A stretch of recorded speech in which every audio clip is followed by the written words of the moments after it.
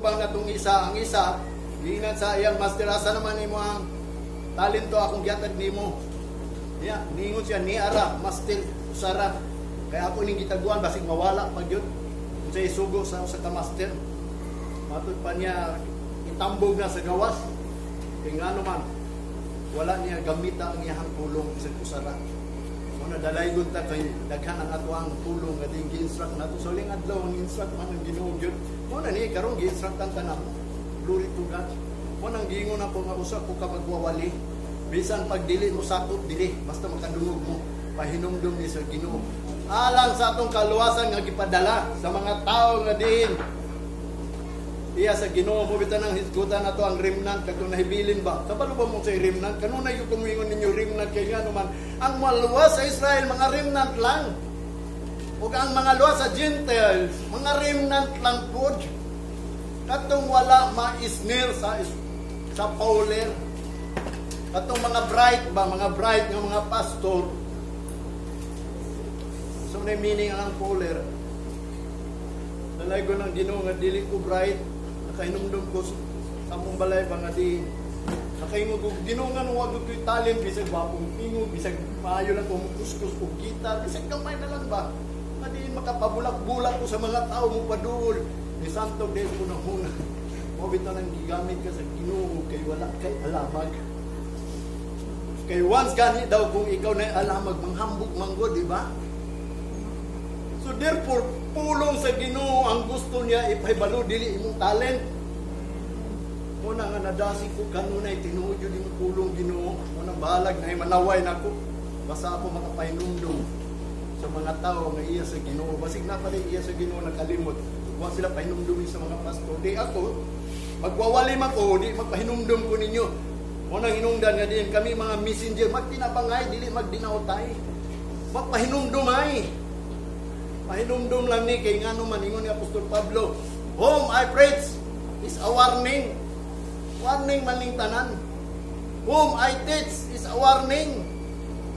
Nagingon sa Colossians chapter 1 verse 28 man na. Muna nga mong pagpahinumdum sa inyo sa tanang mga tao. Ingon pa ni Daniel din sa panahon daw nga mahitabo na ang sundalo mo pindog na daw mo baro.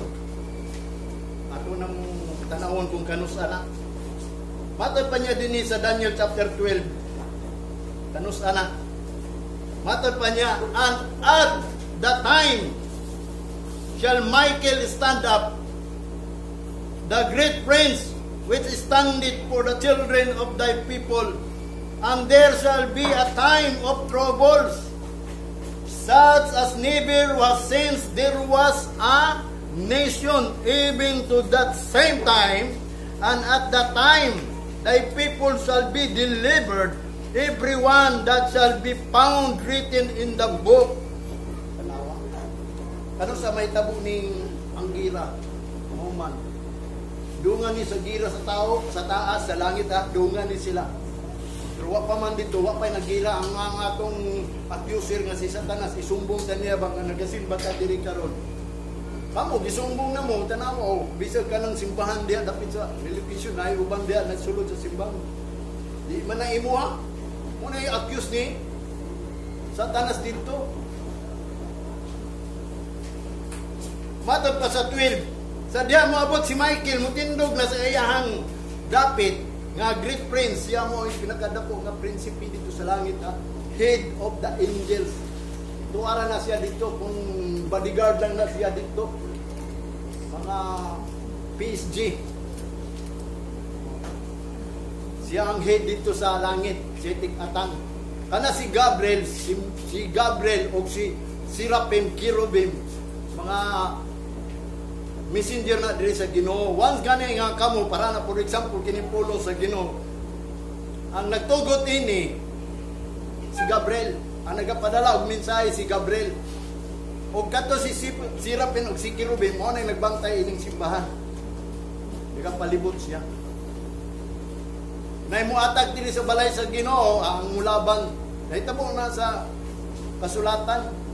Dili sila katak kay naay manulunda nagbantay kung asa ganito ang gathering Jerusalem, katong Mount Zion, nga din ang angels nagapalibot diha, motong iya sa Ginoo.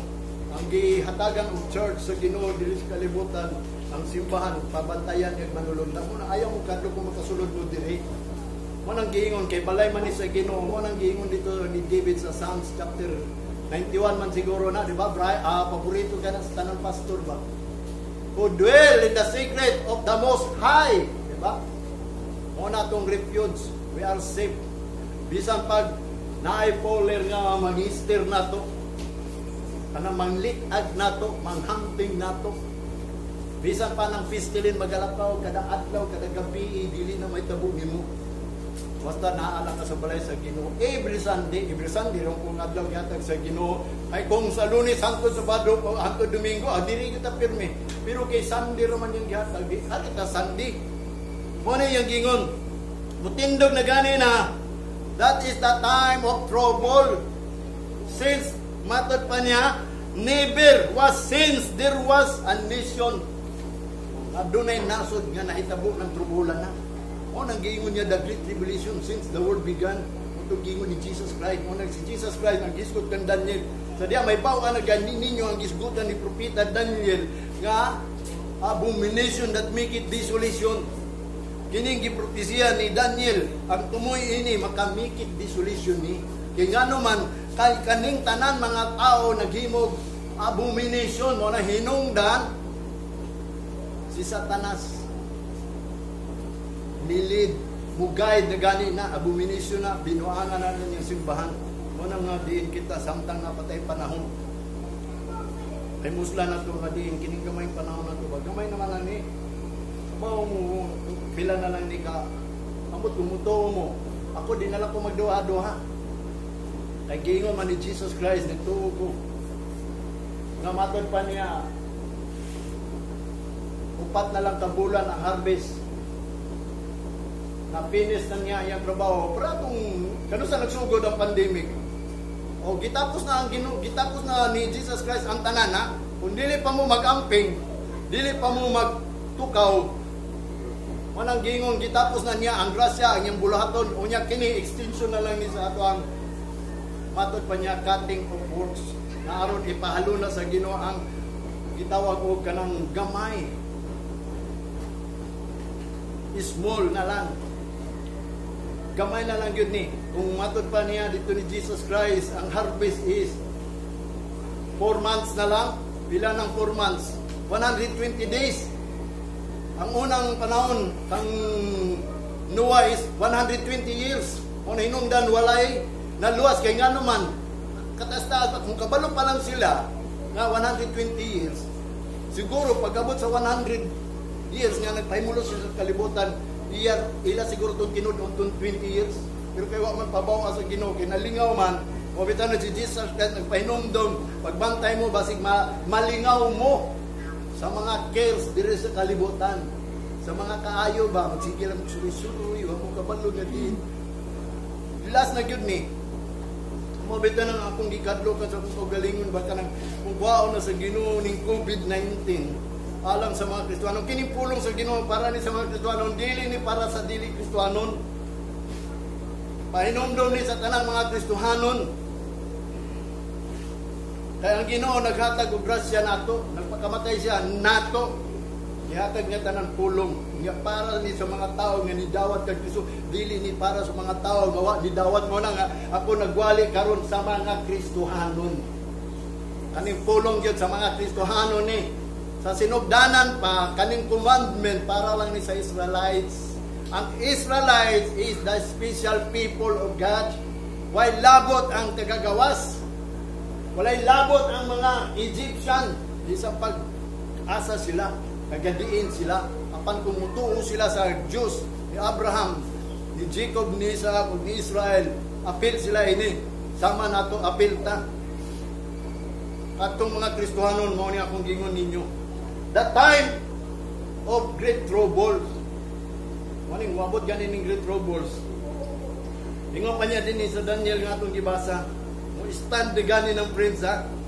And at that time shall Michael, matod pa niya stand.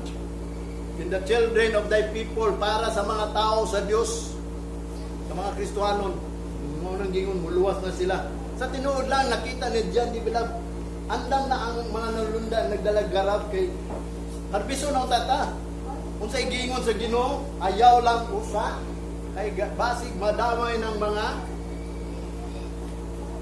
kanang ambot pasabot na dahil dito sa damgo ni vision ni John the Beloved na diin katong manlulunda andam na mo kuan ba mo harvest ningon sa ayaw lang usa kay wa pa sila masilyuhan mo na istorya dito sa Revelation nya matod pa sa diha nga moabot na siya nga nakita mo po niya nga naanay manulunda ni harvest na pero wa pa nahitabo pero usa lang ni ka nakita manggod ni John the Beloved nga mo na mahitabo pareho to kang Daniel naanay nahitabo unya ang uban wa pa nahitabo mo to iyang damgo nga gibutan dito naay manulunda sa diha nga moabot na daw mang-harvest na siya ang mga iya sa Ginoo ilain niya dili sa tuo nya matod pa dito sa damgo ni o vision ni John the Beloved ang mga dili iya sa Ginoo mga wild grass ba nga nitubo sabay nato para na wa ko kabalo ninyo wild grass ba mo o wheat ba mo o barley ba mo kanang barley ito na hinduman akong barley kanang mga pagkaon pod nga nitubo dili lang sa itawag sa Ginoo nga wheat kanang trigo kundi kanang wild grass nga pagkaon daw sa mga kabayo pagkaon sa mga hayop mo na gitawag barley matod pa ni propeta Joel nga nangalaos na mga pagkaon ba wala nga din yung painumdo ang pulong sa Ginoo sa diya nga si Michael daw mutindog ingon pa sa Roma o sa Revelation o bito na akong gingon kining gipadayag ni Daniel gilibil ni kay gipatago man niya kung sa may gipatago sa iya katong pintos which is the 10 kingdoms Revelation chapter 12 verse 7 ingon pa niya din niya so 11 na and there was war in heaven Michael and his angel fought against the dragon and the dragon fought his angels and prevailed not neither was their place found anymore matod pa niya in heaven and the great dragon was cast out that old serpent called the devil and Satan which deceived the whole world he was cast out into the earth and his angels were cast out with him and verse 10 and I heard a loud voice saying in heaven now it comes salvation and strength and the kingdom of our God and the power of Christ for the accuser of our brethren is cast down which accused them before our God day and night and they overcome him by the blood of the Lamb by the word of their testimony and they love not their lives into the death kanawa bisan kini si dragon nga mugayad ining napulo ka hari nga din na yung sa kahari mag-blaspheme na siya yung sa kahari dito nga din murin siya nga din ang iyang katunggingon ni Daniel ilisan niya ang times and laws mga panahon o ang mga balaod ilisan ining mapintas nga mga nanap kay ngano man siya may magdumala diri mo bitaw na ang iyang pamaagi kanang gitawag markahay ma-overcome lang daw ni sa diha nga moabot na ang gira dito ihulog to si dragon musulod to sa napulo ka hari kadin sila makibatok dili mo nang giingon dayon dito sa kasulatan nga paglipay kamo o kalibutan kay ngano man ang kaluwasan niabot na ug ang kusog ug ang gingharian sa Ginoo ug ang power ni Kristo nga matod pa kay ang atong magsusumbong dito gikan diri sumbong ta nahulog na dinhi wala na dapit dito ug matod pa niya dinhi nga din nagasumbong sila adlaw o gabi kung kinsa gyud ta unsa ba gyud ta di ba ta makasala sama ni Job bisag gipintal si Job wa gyud nakasala o na ginasumbong ug matod pa niya dinhi and they overcome him by the blood of the Lamb mabuntog ra nato ning dragon pinaagi sa dugo ni Kristo kung ikaw giluwas sa dugo ni Kristo anhig ka sa simbahan, katong mga linuwas, o katong mga pulong sa mga testimony. Ang makabuntog yun katong doon ay mga pulong sa testimony. Kining pulong sa Ginoo, the commandment of God, that testimony of God, mao ni ang makaluwas, makabuntog anang dragon, bisag gihulong na siya din and they love not their lives into the death. Katong wa po nahigugma sa ilang kinabuhi na sila mamatay. Gusto mo mamatay? Dili mo kabuntog anang itawag og ganang dragon nga moabot kanang 666. Di ta kabuntog ana. Kung kita dili ta mutuo sa testimony sa Ginoo, kung kita dili ta mutuo nga kita di gihugasan na sa dugo ni Kristo, was kay kung gihugasan na ta sa dugo ni Kristo, balaan na ta. Mo na ang mga balaan asa man mo adto sa balay sa Ginoo. Wa bitang di ka panihon diri kung di ka balaan kay ano man ang adlaw sa Ginoo balaan ug ang balay sa Ginoo balaan. Mo ni ang kingdom nga iyang buot pasabot. Pero sa kataas-taas sa ato ang panahon, hinuon abi nimo kadto learning to nato. Knowing. Sa diya si Kristo nagpakamatay, nahibaw ta. Ug nagtuon ta, ang problema lang karon wa ta nahingpit. Manang gingon ni Pablo sa diya moabot na ang hingpit, ang dili hingpit. Mawala na, mao bitaw na karon maghingpit ta kining little time. Gingon ni Isra nga atong pabangunon, patindugo nato ang balay sa Ginoo kay gamay na lang ang panahon na diin mao kana ang time nga i-revive sa Ginoo pag-usab nato kay sulod sa pila nato ka tuig nga kita nagdawat-dawat tong grasya. Manang gingon niya ayaw ninyo gamita ang grasya nga tawang lamang gingon ni Pablo. Mao ni kung gira na gani dito, may bawa na to nga nagira na dito kay kung mahuman ang gira din sa kalibutan. Kay nga naman, pag human og gira sa kalibutan, kitsa ito yung naog, manaog na ito si Satanas, kay musulod na siya atong napulo kahari nga din. Iya itong giyahan. Kung sa igiyan niya, nga ang tanan mga iya sa Ginoo, mabitaw itong gingon sa Revelation, ang woman nga nadala og child, nga din, sa si Michael mutindog na in time of salvation of his people. Kaluwasan na to, deliverance of the people of God. No to, time na to. Nya ang dragon matod pa sa Revelation chapter 12 na din iyahang matubangon kining mga Christians. Kung matod pa niya din sa 12 at matod pa niya sa verse 5. And she brought forth a man child who was to rule all nations with rod and iron, and her child was caught up into God unto his throne.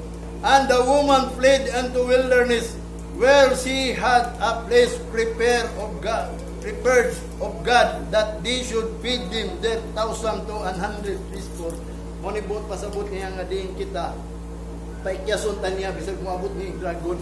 Kaya nga naman, ang buhaton doon sa dragon, katong with child, oro to iyahang panon, awayon, katong maunang gingon, yan, girahon ang mga balaan. Kunya, matad pa niya dito, nadaog niya ang balaan, nakabig niyang balaan.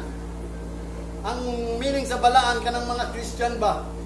Nagibalaan na sa Ginoo niya, naghugaw-hugaw lang yapon, manibot pasabot.